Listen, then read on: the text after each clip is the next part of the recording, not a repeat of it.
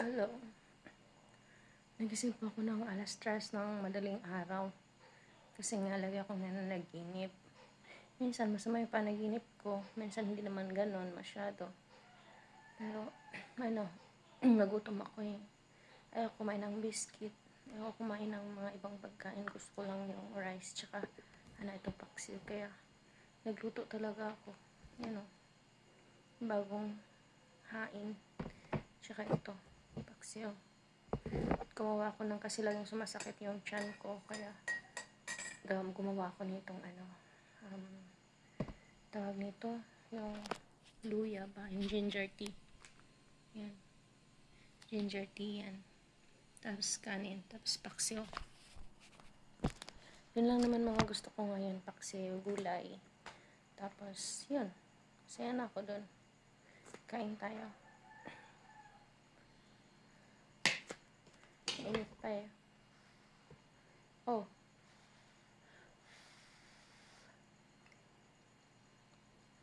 Niluto na rin ako ng Niluto ako ng saging.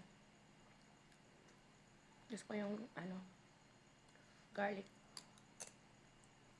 Kumakain ako ng garlic.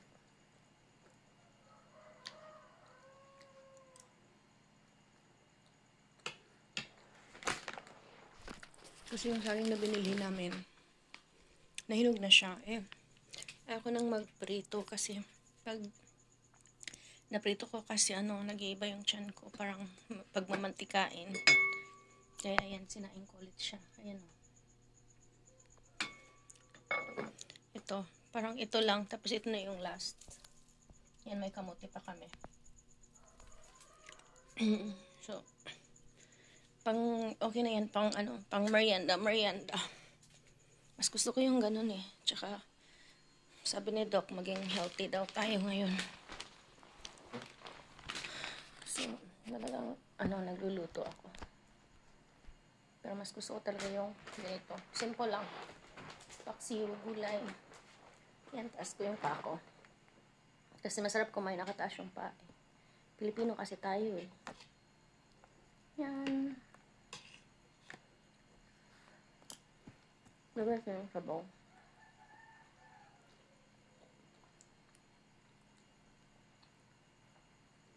Ayoko yung paksiw na tawag ko, pinapatuyo. Gusto ko yung may sabaw. Fresh po ito nung binili namin ni ate. Tapos nilinis ko bago ko nilagay sa freezer.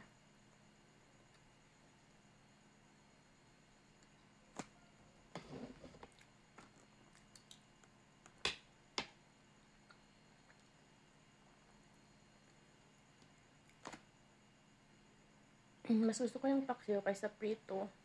Tula, mas gusto ko yung tula. Paksiw.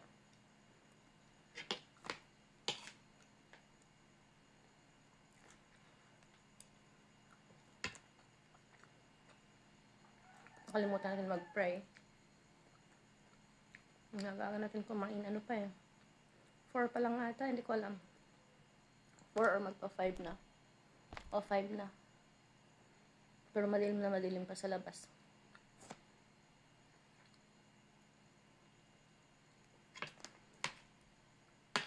Pag maga ako makatulog sa gabi, nagugutom ako.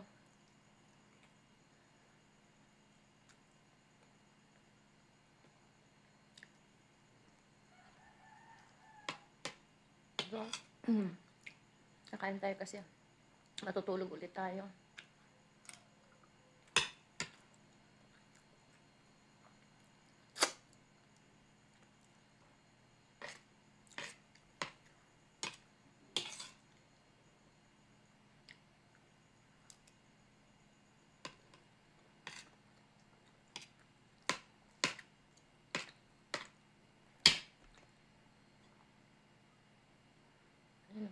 Hindi ko alam anong tawag sa isda na to. Ito yung may yellow. Ito yung isda na ayaw kasi yung yung nakaka-allergy. Gusto ko yung itawag nila og kuan kanang kasi tawag ani liog. Hindi ko alam ano yun sa Tagalog. Basta yung isda na pwede kainin sa walang allergy.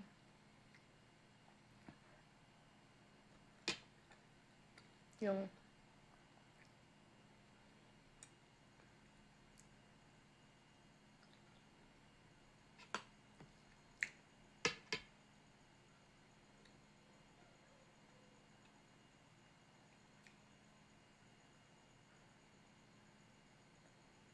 pag nabusog na tayo, may matulog tayo ulit. Total Saturday naman ngayon. Walang pasok si ate.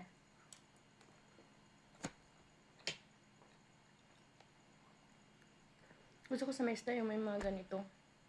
Yung itlog. Naman ko. Gusto ko yung itlog ng isda. Sa mga gitawag na siyang bihon.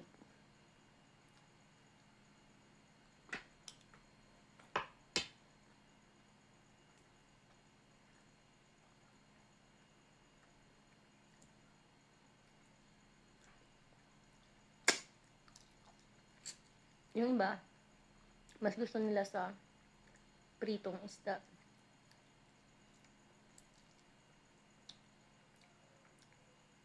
Masarap sana kung meron pa yung okra o kaya talong nilalagay sa ganito kasi naubos na yung gulay namin, kalabasan na lang yun at saka sayote.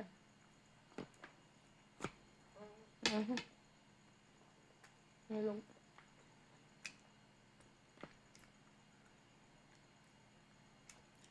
Kalimutan ko yung tawag ng isda na to eh.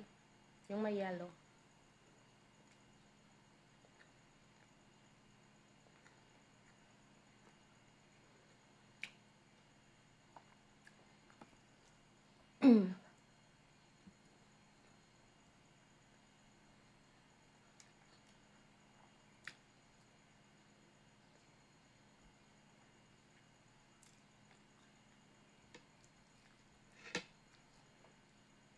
Magkamay na tayo. Hindi ko na alam ang gagawin ko, magkutsara o magkamay. Mas masarap magkamay eh.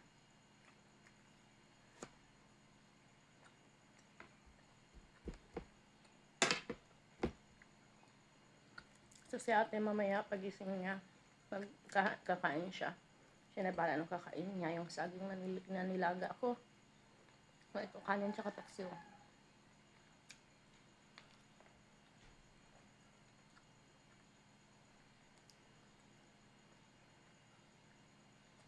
Isipin mo, ikaw lang yung taong nagigising ng madaling araw tapos nagluluto para kakain. Pero pag meron kaming mga tira-tira sa gabi, pag nagutom ako, yun kinakain ko. Kasi hindi talaga ako nasusubay ko yung mga biscuit dyan. Ayaw, hindi ko alam kung bakit ayaw ko na ng mga biscuit. Nasusuka ako.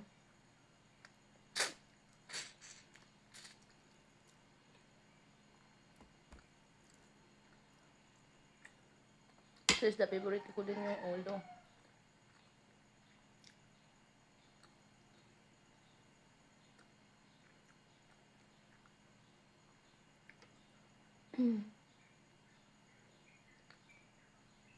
So, hindi ako masyadong mahilig sa karne, guys.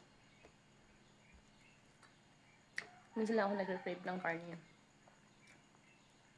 Pero yung mga ihaw-ihaw lang din. O kaya adobo.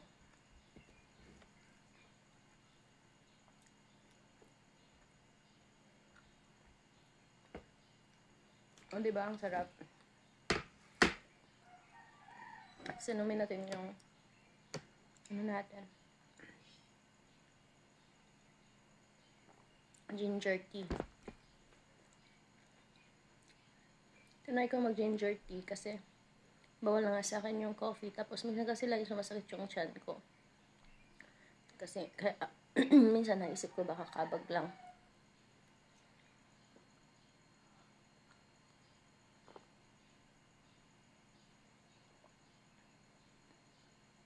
Hindi siya gano'ng mainit.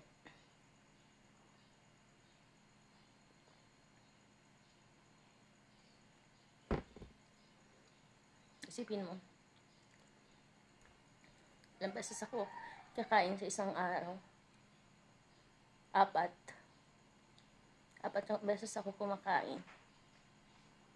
Hindi pa kasali doon yung mag-snack ka ng ng like saging, ganyan. So, thank you for watching, guys. After nito, matulog ako ulit maya-maya. Good day everyone and God bless you. Thank you for watching.